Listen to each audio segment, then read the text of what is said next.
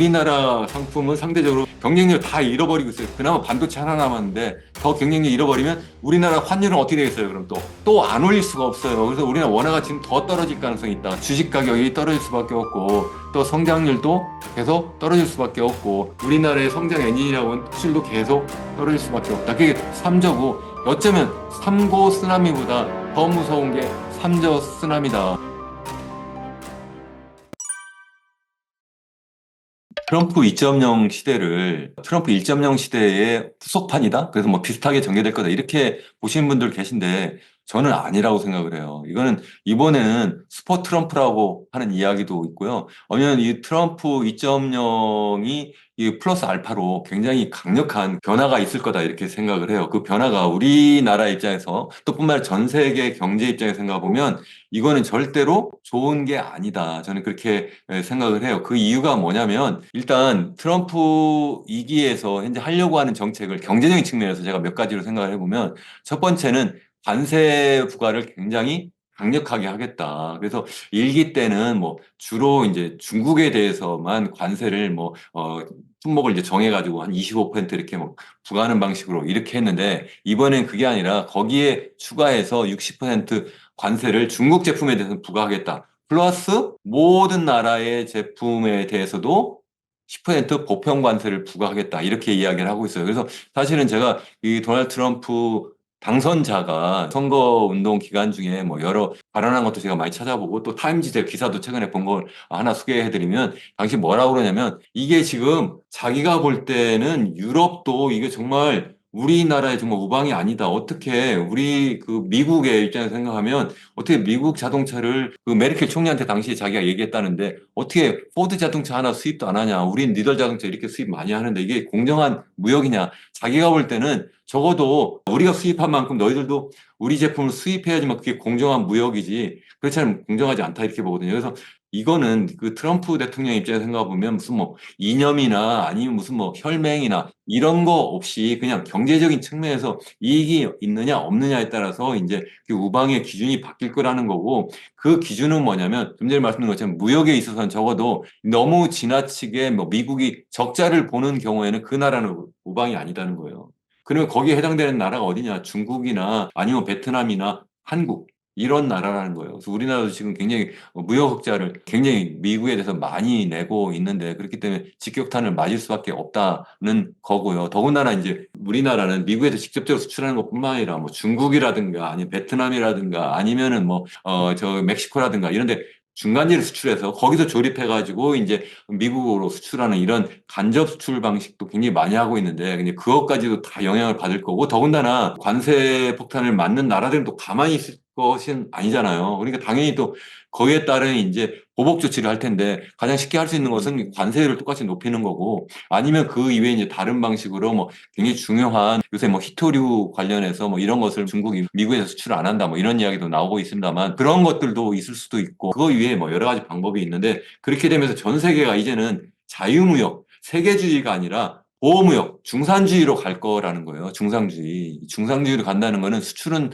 좋고 수입은 나쁘다 뭐 이런 거거든요. 뭐 이런 상황으로 계속 간다면 어떻게 할 거냐 이런 문제가 지금 걸려 있다 이 말씀을 제가 드리고 싶은 건데요. 지금 제가 책을 하나 쓰고 있는데 그 책 제목이 절대 위기 한국 경제예요. 그래서 그게 이제 전 세계적으로 보면 우리 인류가 지금 네 가지 거대한 뉴 노멀을 현재 경험하고 있다. 게 디지털 혁명이고 두 번째 노인 사회로 전개되고 있고 세 번째가 그 두 개 때문에 연결돼서 양극화 사회로 완전히 나뉘어지고 있고 그리고 네 번째 이제 기후위기다 이렇게 이야기를 하고 있고 이제 그다음에 2부에서는 전 세계가 그야말로 이제는 트럼프 2기가 등장하면서 그야말로 탈세계화를 넘어서 완전 중상주의 사회로 갈 거다. 그 무역 전쟁이 이제 본격적으로 벌어지고 미중 간의 패권 경쟁도 본격적으로 벌어질 거다. 그렇게 되는데 우리나라는 지금 하고 있는 걸 보면 너무 걱정이다. 그래서 이거 정말 절대 위기다. 그래서 침몰하는 대한민국이다. 뭐 이런 정말 걱정을 해서 적어도 그렇게 되지 말아야 되겠다는 그런 심정에서 지금 책을 쓰고 있는데 그래서 지금 현재 제 걱정하는 거는 전 세계가 이제는 탈세계화를 넘어서 완전 중상주의로 가고 있고 그거는 우리나라 입장에서 생각하면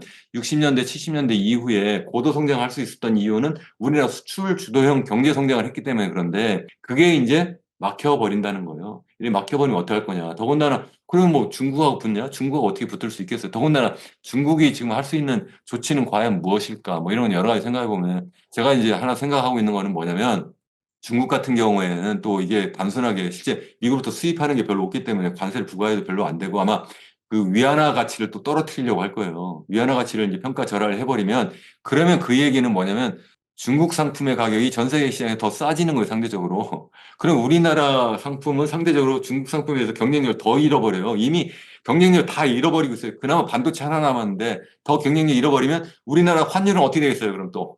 또 안 올릴 수가 없어요. 그래서 우리나라 원화가 지금 더 떨어질 가능성이 있다. 다시 말씀드리면 환율은 더 올라갈 수밖에 없는 상황으로 전개될 수밖에 없다는 겁니다. 그래서 그것이 정말 걱정이다 하는 이야기고요. 관세 전쟁을 막 벌리면서 결국은 미국 입장에 생각하면 수입 물가가 높아지는 거예요. 수입 물가가 높아지니까 그게 무슨 얘기냐면 지금 인플레이션이 어느 정도 잡혀가다가 이게 다시 또 튀어 오를 수 있다는 그런 걱정을 사람들이 하고 있고 또 하나 이제 트럼프 2.0에서 하려고 하는 게 뭐냐면 소위 얘기하는 세금을 깎아주겠다. 그래서 법인세 같은 경우는 현재 21%인데 이걸 더 낮춰주겠다. 15%까지 낮춰주겠다는 거고 개인소득세도 1.0 시대에 그걸 이제 어느 정도 조치해가지고 내년 말에 만료되는데 그걸 계속 연장하겠다. 뭐 이렇게 해가지고 결국은 이제 돈을 더 많이 쓰게 되겠다. 실제 그렇게 하면서 이제 세금은 더 적게 걷어지는데 실질적으로 지금 이분이 하려고 하는 여러 가지 정책이 있잖아요. 근데 그렇게 하게 되면서 실질적으로 재정 적자는 더 커질 수밖에 없을 거다. 이렇게 지금 보고 있어요. 재정 적자가 더 커진다는 건 무슨 얘기냐면 결국은 미국 재무부가 어쩔 수 없이 채권을 더 많이 발행해야 되고 채권을 더 많이 발행한다는 것은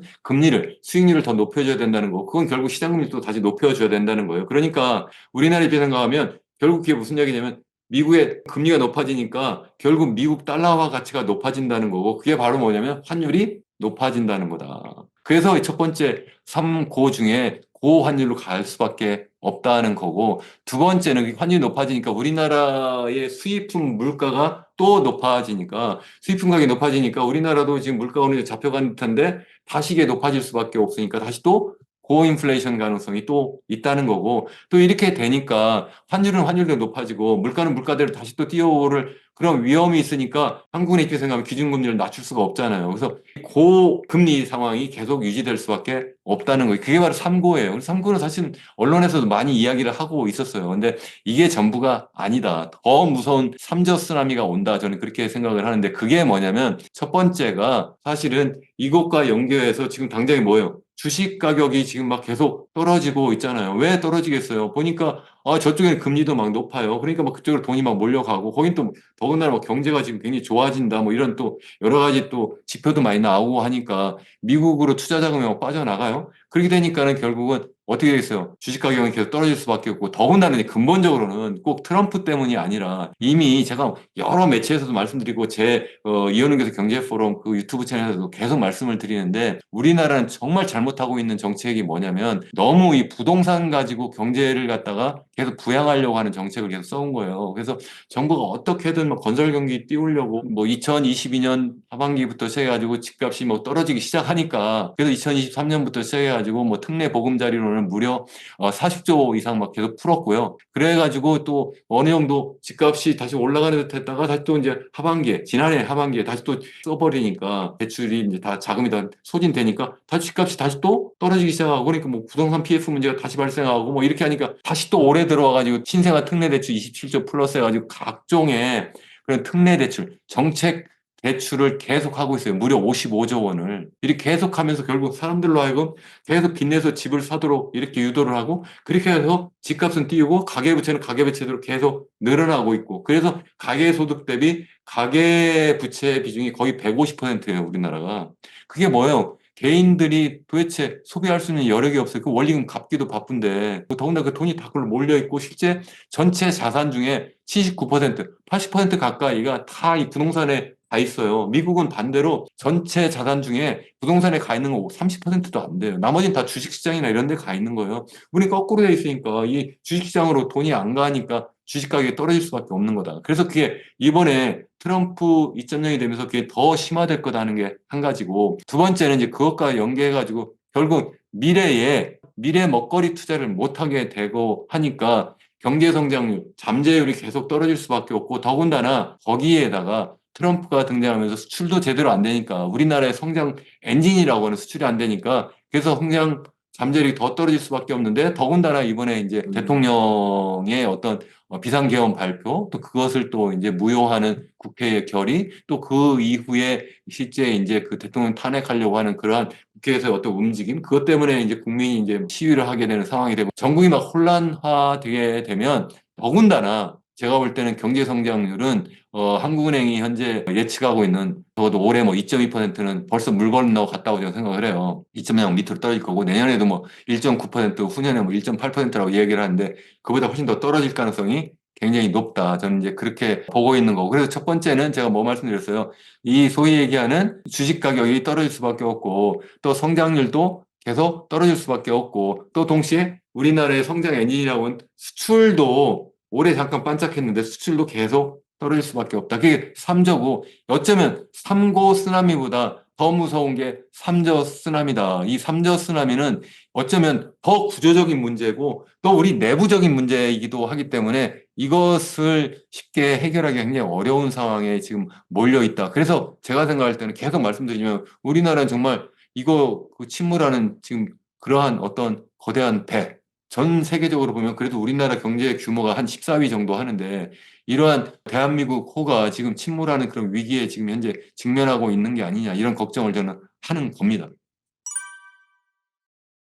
그 이유가 뭐냐면 경제 주체들의 입장에서 생각하면 일단 뭐 제가 주식 가격도 이해했고 환율도 이야기했고 뭐 아니면 뭐 그거 말고 경제 성장률도 말씀드렸고 뭐 여러 가지 이야기를 했는데 한번 생각을 해보세요. 일단 혼란이 막 가속화되고 대한민국 호의 선장이 지금 유고 사태이거나 아니면 식물 상태로 되거나 아니면 그것 때문에 막 경쟁이 벌어지고 이렇게 돼버리면 과연 그 배가 제대로 과연 앞으로 전진할 수 있겠느냐. 도리어 침몰하는 위기에서 정말 이제 정말 침몰할 수도 있지 않을까. 이제 이런 생각을 하는 거고요. 또 실질적으로 생각하면 지금 보세요. 당장에 트럼프 2.0이 이제 막 내년 1월 20일 이제 출범하게 되는데 출범하기 전부터 전 세계 국가 정상들이 막 직접 전화하는 것뿐만 아니라 막 찾아가고 아니면 특사를 파견하고 그래가지고 미리 사전적으로 적어도 이 트럼프하고의 그 관계를 잘 설정을 하고 또 미리부터 여러 가지 정책도 좀 조율하고 그래서 우리나라에게 적어도 불이익이 너무 커지지 않고 도리어 이번 기회에 잘 또 이익을 챙길 수 있는 분야를 찾아야 되는데 이렇게 돼버리면 우리 한국의 대표로서 과연 트럼프하고 그런 교섭을 할 수 있을 것이냐 이런 문제고 또 기업은 기업대로 지금 굉장히 미래가 불투명한데 어떻게 투자를 할 수 있을 거고 어떻게 고용을 할 수 있을 거냐는 거예요. 투자라든가 고용은 다 지금 당장이 아니라 미래 상황을 미리 예측을 하고 그거에 맞춰서 하는 거잖아요. 이게 전부 다 어려울 것이다. 지금 그렇게 되는 거고 또 개인은 개인대로 당연히 이 상황이 어렵네. 그러니까 지금 막 돈을 흠펑흠펑 쓰는 게 아니라 도리어 소비를 줄이고 더 이걸 가지고 더 저축을 하거나 아니 그 저축도 국내에 하는 게 아니라 해외로 빠져나가고 더군다나 코인하고 뭐 이렇게 자꾸 빠져나가게 되면서 우리나라 경제는 더 어려워질 수밖에 없다. 그런 이야기입니다. 그 당시야말로 정말 우리가 생각지도 못하는 그러한 상황이었어요. 1997년 바로 직전에 1996년에 우리나라의 1인당 GDP가 $10,000가 되었고요. 그 해 말에 OECD에 가입했어요. 그래서 우리나라 드디어 선진국 되었다. 막 축포를 막 터뜨렸어요. 그리고 97년 7월 2일인가 그때 태국 타이 바트화가 막 폭락 사태가 막 벌어질 때 우리나라가 뭐라고 그랬냐면 IMF가 이제 구제금융을 막 지원하겠다 이렇게 할 때 그때 이제 IMF에서만 돈을 지원하는 게 아니거든요. 여러 나라가 이제 같이 이제 그 조금씩 이렇게 그 자금을 마련하게 되는데 우리나라도 그 당시 제가 얼마인지 제가 정확히 기억을 못 하는데 우리나라도 자금 지원하겠다. 우리나라 갖고 있는 외환 보유도 얼마 되지도 않는데 그 좀 빼가지고 지원하겠다고까지 했어요. 그러다가 이게 7월부터 시작해가지고 그 옆에 보니까 비슷한 나라가 외국 투자자 입장에서 생각 보니까 인도네시아가 그러네. 필리핀도 그러네. 말레이시아도 그러네. 그래서 막 계속 이렇게 전염이 돼간 거예요. 불이 막 번져나가요. 그래도 우리나라는 괜찮다고 생각을 했어요. 그게 국제기구에서도 괜찮다고 생각했고, 그리고 뭐 무디스라든가 뭐 스탠다드 푸어스라든가 이런 국제 그 어떤 신용평가기관도 우리나라 경제 다 좋다고 생각을 했어요. 그래서 좋다고 생각했고, 우리나라 정부에서도 다 괜찮다고 생각을 했어요. 그래도 여러 가지 나쁜 시그널이 있었어요. 30대 재벌 중에 무려 8개 재벌, 뭐 한보라든가 뭐 기아라든가 뭐 기억하시는지 모르겠는데 뭐 대우라든가 이런 기업들이 그 재벌 기업들이 막 부도 사태가 막 나거든요. 그런 것도 있고 또 그 IMF 터지기 직전에 90년 이전에 한 5년 동안 한 해 잠깐 약간 빼고 계속 경상수지 적자를 계속 누적을 해요. 그러면서 계속 이제 외환보고도 줄어들고 이런 시그널이 있었는데 그걸 다 무시하고 있었다. 그런 상태에서 외부 충격이 딱 있게 되니까 외국에서 보니까 한국도 좀 비슷한 거 아니야? 이렇게 했는데 그래서 돈이 빠져나가기 시작하니까 한국은행은 그냥 이 정도 뭐 별거 아니야 해서 갖고 있는 외환 보유고를 결국 시장에 내다 판 거예요. 다시 말해서 달러를 갖다 공급을 막 한 거예요. 그러면 환율을 방어할 수 있을 줄 알고 근데 환율 방어가 안 되는 거예요. 계속 외국의 그런 투기 세력들이 뭐 이런 것들이 막 들어와 가지고 이게 막 우르르 막 빠져나가게 되니까 나중에 환율이 97년 초에만 해도 1달러당 한 850원대였어요. 이게 말에는 연말에 얼마까지 가는가 하면 무려 1950원 넘었어요. 거의 2,000원까지 갔어요. 2,000원. 두 배도 더 올랐어요. 자, 지금 현재 상황을 해봅시다. 생각을. 지금 한 1,200원대까지 막 근처까지 주로 있었다가 1,300원대로 올라갔다 지난해 2022년에 이게 그 뭐 미국에서 뭐 금리를 막 높이기 시작할 때 그때 이게 1,400원 중반대까지 막 갔었거든요. 그래서 다시 지금 떨어졌는데 떨어져가지고 1,400원대 갔다가 지금 다시 또 1,400원대 초입까지 와 있는 상황인데 지금 현재 한국은행이 외환보유고가 지금 자꾸 좀 줄어들고 있는 것을 보면 이게 한 4,650억 달러 정도까지 있다가 지금 한 4,700억 달러까지 있었어요. 2022년 10월 기준으로 볼 때. 근데 이게 최근에 보면 4,150억 달러까지 줄었어요. 지난 10월 말 기준으로. 그러니까 한 550억 달러만큼 한 3년 만에 지금 빠졌어요. 이게 빠지고 있는데 최근에 계속 빠지고 있는데 이러한 상황이 꼭 좋지 않다. 우리 GDP 기준으로 보면 이게 한 24%밖에 되지 않는데 이게 많은 게 아니에요. 대만 같은 경우는 50% 훌쩍 넘어요. 그래서 우리나라 절대 규모가 그렇게 지금 많은 게 아니다. 더군다나 우리나라는 지금 자본 자유화가 완전히 현재 되어 있는 상태이기 때문에 외국에 들어와 있는 주식 투자라는 건 채권 투자 자금이 워낙 많아요. 그래서 우르르 빠져나갈 수도 있고 또 우리나라 사람들도 쉽게 이제 해외 투자를 할 수 있기 때문에 그 돈이 우르르 빠져나갈 수 있어요. 실제 지금 돈이 계속 빠져나가고 있어요. 그래서 주식 가격이 지금 떨어지고 있는 거고 이렇게 되고 있는데 지금 한국은행이 지금 방어한다고 하고 있지만 이게 방어가 과연 쉽게 되겠느냐. 3고 쓰나미에다가 내부적으로 3저 쓰나미까지 막 이렇게 해서 막 지금 막 가속화되고 있는데 여기에 지금 전국 혼란이 막 정말 심각해지면 우리나라는 정말 IMF 위기가 다시 한번 올 수도 있다. 제2의 IMF 위기가 올 수 있다. 그러한 생각을 가지고 이걸 어떻게 막을 것이냐. 이런 것을 사실 정치인도 좀 생각을 해 줘야 된다고 생각하고 적어도 정부 강요도 지금 막 이런 상태에서 막 흔들리지 말고 지금 사실은 제가 들은 바로는 정부에서 지금 뭐 생각해보세요. 국무총리부터 시작해가지고 전 강요가 다 관두겠다. 비서관들도 다 수석들도 관두겠다. 이래버리니까 지금 거의 무정부 상태나 마찬가지예요. 지금 현재 상태를 그냥 겨우 안전관리 정도 할 수나 있을지도 잘 모르겠는데 이런 상태에서 과연 그러면 어떻게 외국 투자자들은 어떻게 생각할 거며 우리 개인 투자자는 어떻게 생각할 거며 이래서 우르르 돈이 빠져나가면 그게 바로 외환 위기고 그래서 제일 먼저 나타나는 시그널이 환율이 올라가는 거고요. 두 번째로 외환 보유고가 줄어드는 거예요. 거기에다가 이제 주식 가격이 떨어지는 거고 제가 볼 때는 거기에다가 이제 뒤늦게 쫓아오는 게 집값이에요, 집값. 그게 예를 들어서 1990년 일본의 버블이 꺼질 때, 자산 가격이 꺼질 때도 사실 90년 1월부터 주식 가격이 빠지기 시작했다가 91년, 1년 뒤에 이제 주택 가격이 빠지기 시작했거든요. 그래서 거의 다 반 밑으로 떨어져요. 한 3분의 1 토막 다 나버려요. 이게 되는데 그러한 상황이 막 나타날 거다. 그래서 부동산은 약간 후행 지표이긴 한데 주식 가격이나 아니면 외환 시장의 환율이라든가 아니면은 뭐 적어도 외환 보유고 이런 움직임 이런 외국 투자자들의 움직임 이런 것들을 유심히 잘 볼 필요가 있지 않을까 이렇게 생각을 합니다. 제 유튜브 채널 이현우 교수 경제포럼에서 항상 대안을 말씀을 드려요. 그리고 또 뿐만 아니라 제가 투자와 관련해서 우리가 다 투자자예요. 뭐 난 투자 아무것도 안 하는데 왜 안 해요? 사실은 뭐 은행에 돈을 넣고 있는 것도 투자고요. 내가 집 한 채 갖고 있는 것도 투자예요. 내 전체 자산을 내가 그냥 내 현금으로 들고 있지 않는 한 그게 투자인 거예요. 다 투자인데 우리나라는 어떻게 한다고 했어요? 제가 아까 말씀드린 것처럼 전체 자산 중에 무려 80% 가까이를 다 부동산 내 집에다 갖다 집어넣은 거예요. 한 채만 갖고 있는 사람도 있고 아니면 한 채 이상 뭐 여러 채 갖고 있는 분들도 계신데 그런 식으로 지금 투자를 몰빵을 하고 있는 거예요. 그래서 제가 이제 첫 번째 행복 투자의 원칙 첫 번째는 뭐냐면 절대로 부동산에 몰빵하지 마라 제가 계속 말씀드려요. 부동산에 몰빵하면 안 됩니다. 지금 여태까지 계속 뭐 집값이 뭐 올랐는데 앞으로도 뭐 계속 불패할 거야. 뭐 적어도 뭐 아무리 뭐 그래도 뭐 서울 강남은 뭐 오를 거야 이렇게 생각하시는 분도 계신데 제가 볼 때는 아니에요. 뭐 미국의 마나탄도 집값 떨어지고 영국의 런던도 집값 떨어졌고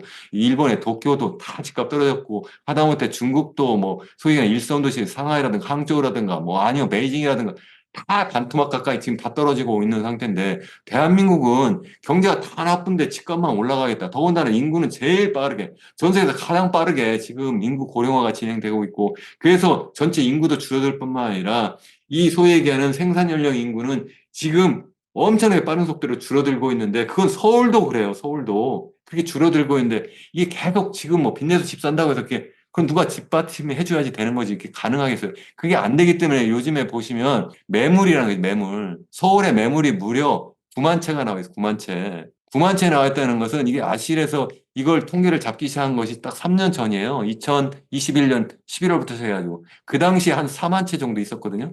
2배 이상 많이 나왔어요. 사람들이 뭐 공급이 부족하다는 공급이 뭐가 부족해요? 공급이라는 게 새 아파트의 신규 분양이라든가 입주만 공급이 아니에요. 그건 중요하지 않아요, 사실. 그건 경기가 나쁘니까 부동산 업자들이 건설업자들이 공급을 덜 하는 것뿐이에요. 더 중요한 거는 기존 아파트 갖고 있는 사람들이 그걸 매물로 내놓는 거. 기존 아파트 공급이 진짜 공급이에요. 제발 좀 그것 좀 알아주세요. 즉 그거에 거기에 매달리면 큰일 나십니다. 제가 계속 말씀을 드리는 거고 더군다나 지금 우리나라가 사람들이 전 세계에서 GDP 기준으로 보면 1.7%밖에 되지 않고요. 더군다나 뭐 다른 여러 가지 투자 자산으로 생각하면 1.5%도 안 돼요.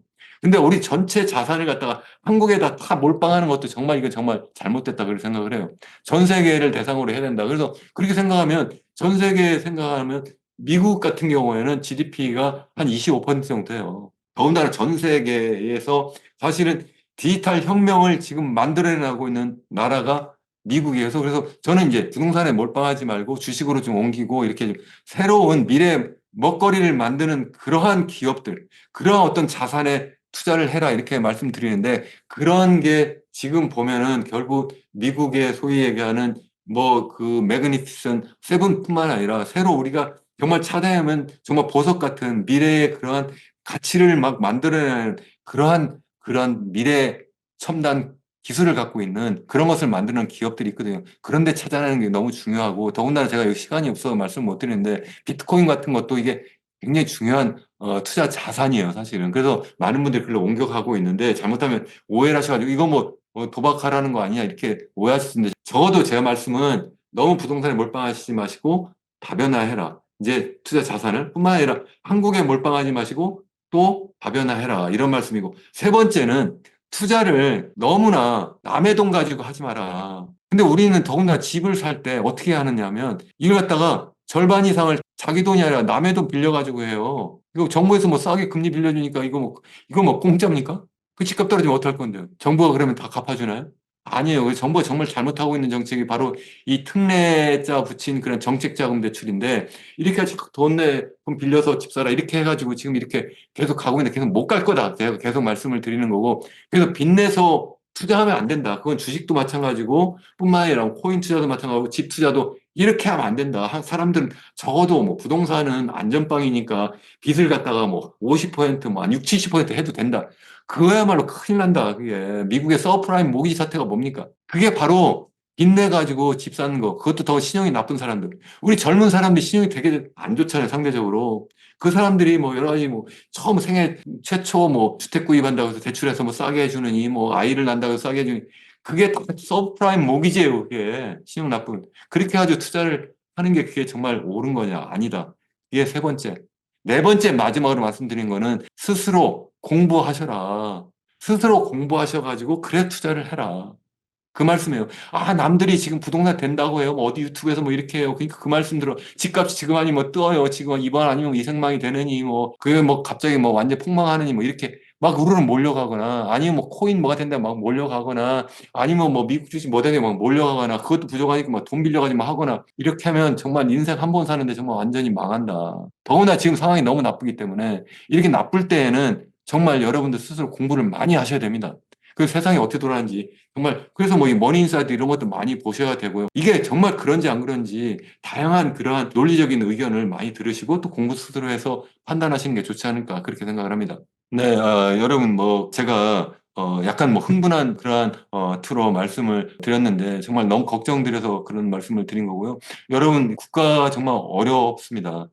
그래서 어쩌면 지금 각자 도생하는 그러한 상황이 돼버린 것 같아요. 어쩌면 전 세계적으로도 보면 국가들이 이제는 또 각자 도생하는 그러한 상황인데 우리나라가 지금 너무 어려운 상황이라서 우리 개개인이 정말 각자 도생하지 않으면 안 된다. 더군다나 IMF 시대 생각해보면 정치인들이나 정부 강요들이 터지기 직전까지 괜찮다고 계속 이야기하다가 툭 터졌어요. 그럼 누가 희생을 당했어요?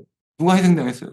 다 개인이 당했어요. 다 개인이. 저는 그때 너무 그 상황을 정말 너무 생생하게 기억합니다. 그래서 정말 실업률이 30%까지 올랐고요. 자기 자산이 전부 깡통이 돼가지고 거리에 내앉고요. 그걸 다시 반복할 수 없다. 그때보다 지금 상황이 더 나빠요. 그때는 그래도 젊어가지고 우리가 열심히 하다가 그러다가 갑자기 교통사고 당한 거일 수도 있어요. 아니면 그거 과욕을 부리다가 갑자기 뭐 뇌출혈이 나가지고 갑자기 푹 쓰러졌어요. 그래도 젊었어. 그래도 번쩍 일어났어요. 이제는 완전히 늙었어요, 우리가. 완전히 늙어가지고 지금 우리가 졸업증도 걸렸고요. 더군다나 지금 우리가 그동안 경제 운영하는 거 방법을 생각해 보면 지금 계속 너무 부동산 몰빵하는 방식 계속 해가지고 이게 정말 어려운데 그래가지고 경제 상황이 계속 나빠지고 체질이 계속 나빠져가지고 당뇨병까지 제가 걸렸다 이런 말씀을 드리고 있고 더군다나 지금 그걸 갖다가 이제 어떻게든 해결해야 되는데 체질 개선하는 게 아니라 계속 몰핀 주는 방식으로 빚내서 집 사라는 방식으로 계속 집값을 띄우는 거. 이거는 뭐 현 정부뿐 아니라 지난번 정부부터 계속 그랬어요. 계속. 모든 정부가 다 전 책임이 있다고 생각하고 모든 정치인들 다 그렇게 책임이 있다고 생각하는데 거기에서 정말 우리가 희생당하면 안 된다. 또 스스로 우리가 깨어가지고 이번 이 어려운 시기에 정치인들이 정말 바른 정치를 할 수 있도록 하고 이 정부가 바른 정책을 세울 수 있도록 하고 또 우리가 그 속에서 잘 살아남을 수 있으면 좋겠다. 그렇게 생각을 합니다.